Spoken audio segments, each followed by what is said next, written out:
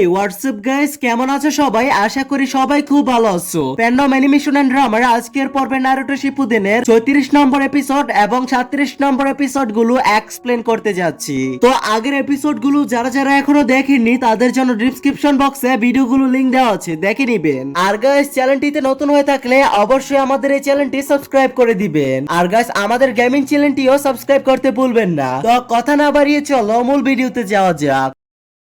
তো এপিসোডের শুরুতে আমরা নতুন টিম 7 কে দেখি। নারুটো সাইকে দেখেই যাচ্ছিল আর মনের ভেতরে চিন্তা করে, সত্যি কি ওকে সাস্কের মতোই লাগছে? সাই বলে, কি দেখছো, তোমার কোনো কি সমস্যা আছে নাকি? নারুটো ভাবে এর আওয়াজ তো একেবারে সাস্কের মতো। সাই বলে, তুমি যদি এভাবে আমাকে দেখতে থাকো তাহলে আমি অবশ্যই তোমাকে মেরে দিব।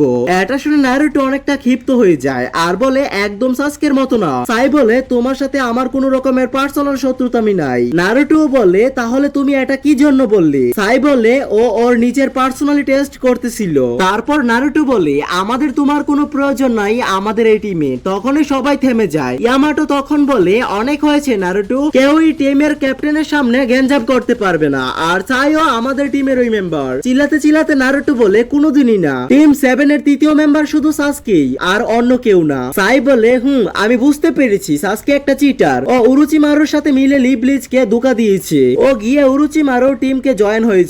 তুমি ঠিকই বলেছো, আমি কখনো এই জায়গা নিতে পারবো না। আমি তো আর কোনো ধোঁকাবাজ না ওর মতো। নারুটো সাইয়ের কথা শুনে রেগে ওকে মারতে যায়, কিন্তু সাকুরা নারুটোকে ওখানেই থামিয়ে দেয়। সাকুরা বলে, নারুটো বলবে না, আমাদের সব থেকে মেন জিনিস হলো টিম ওয়ার্ক। তারপর সাকুরা নারুটোর হয়ে মাপ চায়। সাইকে সে আরো বলে, যদি সম্ভব হয় তাহলে ওকে মাফ করে দিও ওর কথার জন্য। সাই বলে, কোনো ব্যাপার না। এদিকে লেডি সোনারের অফিসে দেখি সিজুনে বলে, কি জানি ওরা কি করছে এখন। লেডি সোনারে বলি, আচ্ছা এটা কার আইডিয়া ছিল এখন বলো তো? এটি তোমার বলছিল সিজুনে। সাকুরা ওদের সাথে গেছে, ও হ্যান্ডেল করে নিবে ওদের দুজনকে। সিজুনে বলে, আমার সাকুরার ব্যাপারে কিছু কথা ছিল, থাক এই ব্যাপারে অন্য কোনো দিন কথা বলবো না। সিজুনে বাইরে এসে বলে, সাকুরা লেডি সোনারের মতো হয়ে গেছে। তারপর আমরা সাকুরাকে দেখি, ও হাসতেছিল। সে হাসতে হাসতে হঠাৎ করে জুড়ে ঘুষি মেরেই দে সাইকে, যে কারণে সে দূরে গিয়ে পড়ে। এটা দেখে সবাই হতভম্ব হয়ে যায়। সাকুরা বলে, আমার কোনো যায় আসে না তুমি আমাকে মাফ করে দিবে কিনা। তাই বলে, তুমি আমার কথার জালে ফাঁসছো?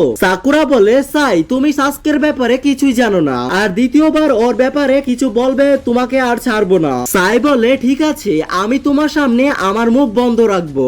আর আজ আমি নতুন মুভ শিখলাম, ফেক স্মাইল করার। নারুটো বলে, আরে পাগল, এত মার খাওয়ার পরেও এরকম কথা বলছে। কিন্তু সাই তারপরেও বিড়বিড় করতে থাকে। তারপর নারুটো বলে, অনেক হয়েছে, এখন তোমায় বুঝাচ্ছি আমি কি। তখন ইয়ামাটো ইউজ করে 4 পিলার প্রিজন জুৎসু, আর পেছনে একটা জেলখানা তৈরি হয় যেটা কাঠের তৈরি ছিল।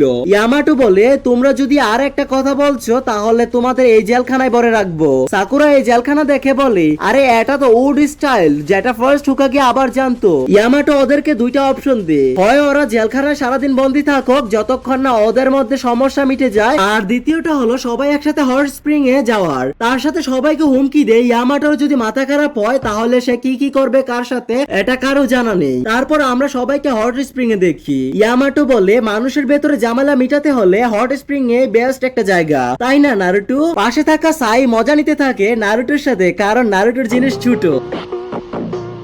এজন্য ওদের দুজনের মধ্যে আবার লড়াই শুরু হয়ে যায়। তারপর সাই বলে, বেশি চিল্লায়ও না, পাশে সাকুরা আছে, ও কিভাবে আমার ব্যাপারে? নারুটো বলে, ওহো সাকুরা, আর ওখান থেকে যেতে শুরু করে লেডিস বাথের দেওয়ালের কাছে। তখন ইয়ামাটো বলে, ও আরেকটা কথা, একটা ঘটনা ঘটেছিল মাস্টার জিরিয়ার সাথে, যে কারণে উনি মরতে বসেছিল। আর এটা ওনার সাথে কে করেছে জানো? লেডি সোনাডে। লেডি সোনাডের শক্তি তো জানোই কত। তুমি এখন যা করতে যাচ্ছিলে একই কাজ মাস্টার জিরিয়া করতে গিয়েছিল। কি জানি সাকুরার রিঅ্যাকশন এখন কি হবে। এটা বলে ইয়ামাটো ভেতরে চলে যায় আর সায়ের কস্টিউম দেখতে থাকে। আর কিছুক্ষণ পর ইয়ামাটো তার ব্যাগ থেকে 3টা বীজ বের করে। তখনই একটা মহিলা ঘরের ভেতরে আসে আর বলে, স্যার আপনার খাওয়া রেডি হয়ে গেছে, আপনারা সবাই এসে খেয়ে নেন। ওইদিকে সাকুরাকে দেখি গোসল শেষে তার রুমে আসছিল। সাইও হট স্প্রিং থেকে উঠে আসে আর নারুটোকে বলে, তুমি উঠে আসো, বেশিক্ষণ থাকলে আবার বেশ হয়ে যেতে পারো। কিন্তু নারুটোকে দেখি বয়ের চুটে কাঁপতেছিল। কিছুক্ষণ পর সবাই খাওয়ার জন্য চলে আসে। খাবার দেখে সবাই অনেক খুশি হয় আর সবাই খেতে শুরু করে। এদিকে হসপিটালে কাকাশি বলে আমি খাবার কখন পাবো, কিন্তু নার্স বলে এখন আপাতত আপনাকে লিকুইড খাবারই নিতে হবে। এদিকে সবার খাবার হয়ে গেছিল আর ইয়ামাটো ধন্যবাদ দিতে থাকে এত ভালো খাবার খাওয়ানোর জন্য। আজকে সবাই রেস্ট করো, কালকে আমরা মিশনের ব্যাপারে আলোচনা করব। সাকুরা বলে এর মানে আমরা আবারও কালকে হট স্প্রিং এ যাব। ইয়ামাটো বলে আরে না না, অত টাকা পয়সা আমার কাছে নেই। সাকুরা বলে তাহলে আপনি আপনার টাকা দিয়ে করতেছেন। নারুটো বলে আজ থেকে আপনি আমাদের অফিসিয়াল ক্যাপ্টেন। পরদিন সকালে দেখি নারুটো এখনো ঘুমাচ্ছিল বেহুশের মতো। তাই নারুটোকে দেখে আর তারপর ওখান থেকে চলে যায়। সাকুরা ঘুম থেকে উঠে পড়ে আর বাইরে এসে দেখে এত সকালে সাই ওখানে কি জানি করছে। তারপর সে ঘরে এসে তার জামা কাপড় চেঞ্জ করে। এদিকে নারুটো তখনও ঘুমাচ্ছিল আর ঘুমের ভেতর বলছিল সরি সাকুরা, বিশ্বাস করো আমি তোমাকে দেখেছিলাম। ঘুরে পাশে টেবিলে ধাক্কা খেলে উপরে থাকা জগ নারুটোর মাথায় এসে পড়ে আর ওর ঘুম ভেঙে যায়। ঘুম থেকে উঠে নারুটো খেয়াল করে সাই তার জিনিসপত্র নিয়ে চলে গেছে। নারুটো থতমত খেয়ে ঘরের বাইরে আসে, তখনই তার সামনে ইয়ামাটো চলে আসে। নারুটো ইয়ামাটোকে সব কথা খুলে বলে। ইয়ামাটো বলে সাই বাইরে আছে আর ওনার সাথে নারুটোর কিছু কথা ছিল। তারপর আমরা সাইকে কিছু একটা করতে দেখি। সাকুরা পেছন থেকে এসে বলে ও আচ্ছা, তাহলে তুমি একটা আর্টিস্ট। তারপর সাকুরা সাইয়ের কাছে যায় আর বলে তুমি বাইরে থেকে অনেক শক্ত থাকলেও তোমার ভেতর অনেক সেনসিটিভ। আচ্ছা করা একটু হাসি দেই। সাই দেখে বলে তুমি আবার ফেক স্মাইল করতেছো না তো? তোমার আমাকে মারার প্ল্যান নাই তো আবার? সাকুরা ড্রয়িং দেখে বলে আরে এটা তো একটা অ্যাবস্ট্রাক্ট, তা বাদে এটার কি নাম কোনো ভেবেছো নাকি তুমি? সাই বলে আমার জানা নেই। সাকুরা বলে তুমি কিছু না কিছু তো ভাবছোই তাই না? সাই বলে আমি আমার কোনো ড্রয়িং এর টাইটেল রাখিনি, আমার যা মনে আসে আমি তাই বানাই। সাকুরা বলে কিন্তু টাইটেল তো হওয়ারই দরকার, আর টাইটেলে থটস আর ইমোশনালও দেখায়। সাই বলে আমার কোনো ফিলই হয় না। তখন ওই পেছন থেকে নারুটো বলে হ্যাঁ ঠিকই বলেছো, তোমার মতন কারো কাছে ইমোশন হওয়ার উচিত না। আর তা বাদে ক্যাপ্টেন ইয়ামাটো বলেছে আমরা বের হচ্ছি এখনই। আর সাইয়ের ড্রয়িং দেখে বলে এটা তো তেমন ভালো হয়নি। আর সাই নারুটোকে নিয়ে আবারও মজা করতে থাকে। নারুটো আবারও রেগে গিয়ে বলে তোমার যখন আমার সাথে লড়াই করার ইচ্ছা হবে চলে আসো, আমি সব সময় রেডি আছি। সাই বলে আমার তোমার সাথে কোনো প্রবলেম নেই, আর তোমরা যাও আমি আসতেছি, আমার একটু কাজ আছে। সাকুরা সাইকে গুছাতে সাহায্য করে। আর ওই সময় সাইয়ের পিকচার বুক দেখে সাকুরা বলে এটা অনেক সুন্দর, আমি কি এটা দেখবো? কিন্তু সাই ওকে দেখতে মানা করে দে। তারপর ইয়ামাটোকে দেখি। ইয়ামাটো বলে কি অবস্থা সবার, কেমন চলতেছে সময়? নারুটো বলে আমার এগুলো একদম পছন্দ না। ইয়ামাটো নারুটোর মুখের সামনে এসে বলে সবকিছু যদি ঠিক না হয় তাহলে আমার কাছে কয়েকটা উপায় আছে ঠিক করার। নারুটো বয়ের চোটে আর কিছুই কয় না। সবাই তখন ওখান থেকে বেরিয়ে পড়ে মিশনের উদ্দেশ্যে। ইয়ামাটো বলে এখন সময় হয়ে গেছে। সাকুরা বলে কি হয়েছে ক্যাপ্টেন, কোনো প্রবলেম হয়েছে নাকি? কিন্তু ইয়ামাটো বলে চলো আমাদেরকে এদিকে যাইতে হবে। আর উনি সবাইকে নিয়ে জঙ্গলের ভেতরে চলে যায়। ওই জঙ্গলটা ভেতর থেকে একটু ভয়েরই ছিল। সাকুরা একটা স্পাইডারকে দেখে ভয় পেয়ে যায় আর ক্যাপ্টেন ইয়ামাটোকে বলে আমরা এখানে কি করছি, আর তাও আবার এই ভয়ঙ্কর জঙ্গলে? চলেন আমরা আগের ওই ভালো রাস্তাতেই যাই। ইয়ামাটো বলে তোমার সম্বন্ধে লেডি সোনাডে আমাকে বলেছে। নারুটো বলে আপনারা দুজন কোন ব্যাপারে কথা বলছেন? ইয়ামাটো বলে সাকুরা লেডি সোনাডাকে যে ইনফরমেশন দিয়েছে এমনও তো হতে পারে টেনজেন ব্রিজে আকাশুকে আমাদের উপরে হামলা করে দিতে পারে, আবার এটাও তো হতে পারে ওরা ওদের জন্য দাঁড়িয়ে আছে। যাই হোক আমাদেরকে সতর্ক থাকতে হবে। কিছু দূর যাওয়ার পরই ইয়ামাটো বলে এই জায়গাটাই ঠিক আছে। সবাই বলে আপনার কথার মানে কি বুঝলাম না। ইয়ামাটো বলে আজকের জন্য আমরা এখানেই রেস্ট করব। ওই জায়গাটা একদম ফাঁকা জায়গা ছিল। এটা দেখে নারুটো বলে কি আমরা এখানে রেস্ট করব?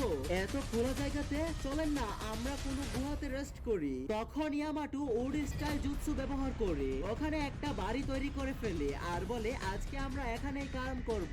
সাকুরা বলে আপনি এটাকে ক্যাম্পিং বলতেছে? সবাই ওই ঘরের ভেতরে গিয়ে ভেতরের অংশ দেখে অবাক হয়ে যায়। তারপর নারুটো তার ব্যাগ রেখে ঘুমাতে যায়। পাশেই সাই আসে আর বলে তোমার কি কিছু লাগবে নাকি? এটা শুনে নারুটো ওখান থেকে উঠে চলে আসে। কিছুক্ষণ পর দেখি ইয়ামাটো সবাইকে বলছিল সবাই এদিকে আসো, সাকুরা আমাকে শাশুড়ির ব্যাপারে সব কথা খুলে বললো। সাকুরা বলে ঠিক আছে ক্যাপ্টেন। ইয়ামাটো বলে আমার কাছে একটা ফাইল আছে যেটা স্যান্ড ভিলেজ আমাকে দিয়েছে, যার মধ্যে সমস্ত ইনফরমেশন আছে, কিন্তু ওর ব্যবহারের কথা হচ্ছে বলে এটা জানতে হবে। নারুটো বলে আপনি এগুলো কি জন্য জানতে চাচ্ছেন? ইয়ামাটো বলে কারণ আমি নিজে শাশুড়ি সেজে ওখানে যাব, আর এটা হতে পারে একটা ট্র্যাপ, তাই আমি সবার আগে যাব। তারপর সাকুরা বলে শাশুড়ি আমাকে যখন এগুলো বলল বলছিল আমার কিছু একটা গড়বড় মনে হচ্ছে। আর হ্যাঁ, স্যান্ডউইচি থেকে আরো একজন স্পাই ছিল, ওর নাম ছিল ইউরা। মধ্যরাতে কাউকে যেন দেখি, ওটা যত সম্ভব উরুচিমারুর কোনো একজন লোক হবে যে শাশুড়ির সাথে দেখা করতে আসছে। তারপর ইয়ামাটো বলে আমাদের এই মিশনটাই, আমাদেরকে ওকে জীবন্ত ধরা লাগবে, ওর কিছু হওয়া যাবে না জয় হোক না কেন। আর ওর যদি কিছু হয়েছে তাহলে আমরা সব সুযোগ হারিয়ে ফেলবো সাসকেকে খুঁজার। আর এজন্য আমরা সিগন্যাল না দেওয়া পর্যন্ত কেউ নিজের জায়গা থেকে সরবো না।